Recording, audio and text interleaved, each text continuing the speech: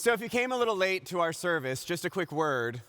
The entire internet is down on this block, and so there is no sound system today. So I kind of feel like God is saying, keep the sermon short. So you're welcome. I want us to think about what's going on in Jesus' story today, because it is Palm Sunday. We have traveled this way of Lent, and we come to Palm Sunday, which is the final day, really, of Lent proper. This day launches us into Holy Week. And this day represents a real remarkable moment in Jesus' story. So just put yourself in the story of Jesus in this moment. He has gone about teaching, healing, gathering followers behind him, and people have been gaining momentum. Now, yes, he has been doing things that have bothered the leaders, but up to this point, all of the people who have come to him to learn from him and to see his miracles, they're feeling pretty good about themselves because they think that Jesus is really about to do the thing that they have been expecting the Messiah to do. And so after he goes about and does sort of the very final, biggest thing that he does to catch everyone's attention, the healing of Lazarus, Jesus parades into Jerusalem. Now, this parade that we just kind of represented here and that is represented in Palm Sunday, this parade, that is meant to mock the leadership, mock the Romans. And I can imagine that if I were one of Jesus' followers, I would have actually enjoyed this moment a lot. Because here Jesus is on a donkey, parading into the city, mocking the leadership. And I probably would have been happy to know that the leaders were angry, were mad, were maybe even a little scared of Jesus. That would have felt pretty good.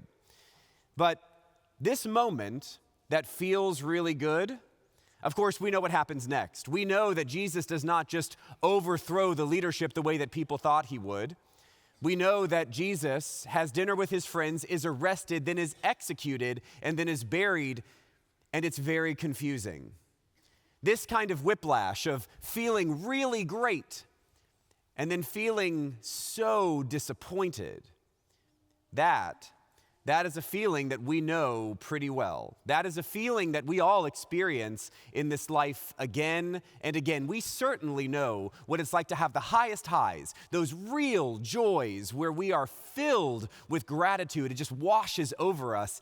And then, of course, we know what it's like to face disappointment, to face heartbreak, to face real pain. That kind of back and forth can lead us to question what God is actually doing.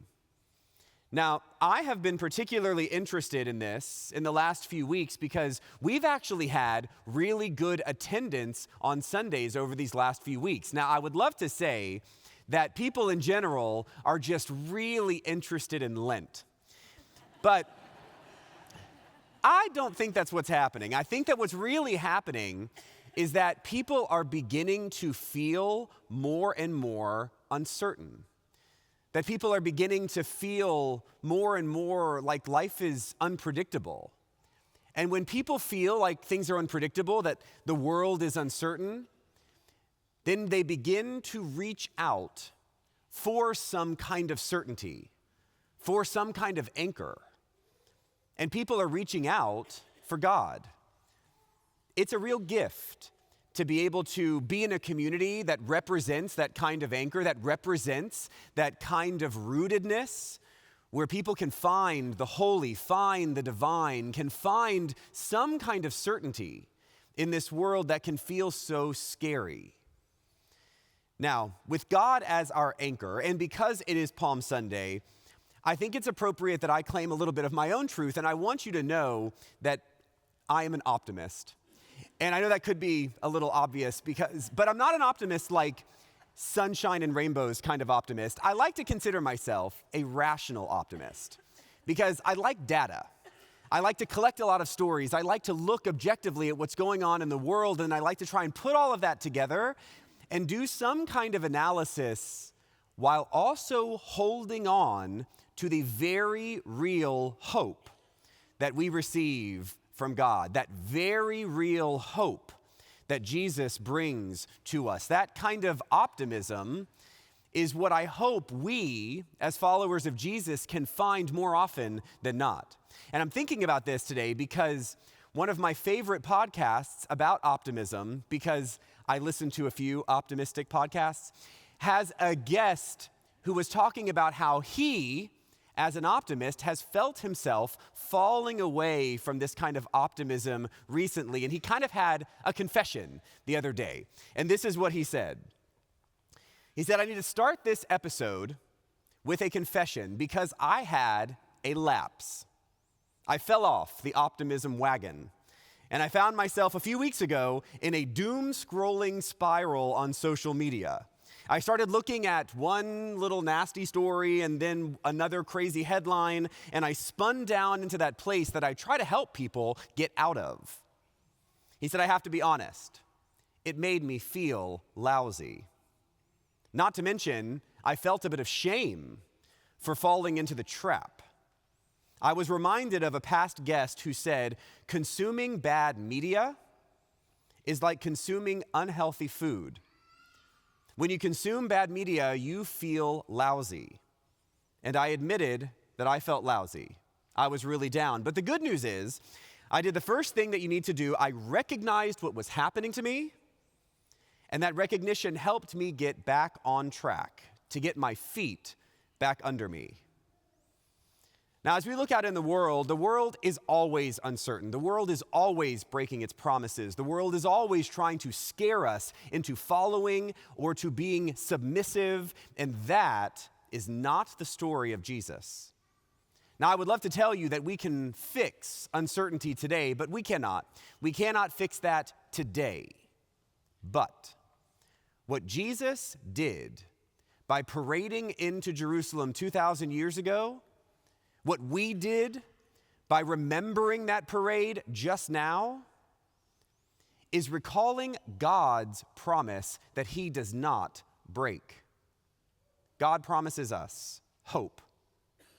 God promises us that even though the world may feel uncertain and scare us and that we can experience heartbreak and pain, that God's promise to us is to never leave us and to love us through any down in our life. What fixes the uncertainty we feel in the world is rooting ourselves to the certainty of God. That is the gift we have in this community. That is what brings you here today, to be reminded that the world will never give you what you need, but that God provides the love, the grace, and the hope to transform whatever happens out in the world into something deeply good. We begin Holy Week this week. This week, we will, over many multiple days and services, recall the transformative story of what God does in the world through Christ. That story is not just a story to skip over lightly. That story is one to immerse yourself in, to allow yourself to swim in its beauty and to swim in its profound transformative impact. Do not let this week be a waste. You matter too much to miss the story of God's love, not only for the world, but for you. Give yourself this gift this week to allow God's story to continue to transform your hearts and minds so that the hope and the promise that God makes each one of us will continue to transform us, this community, and through us, the world. This Holy Week begins right now, and it is a gift to you. Amen.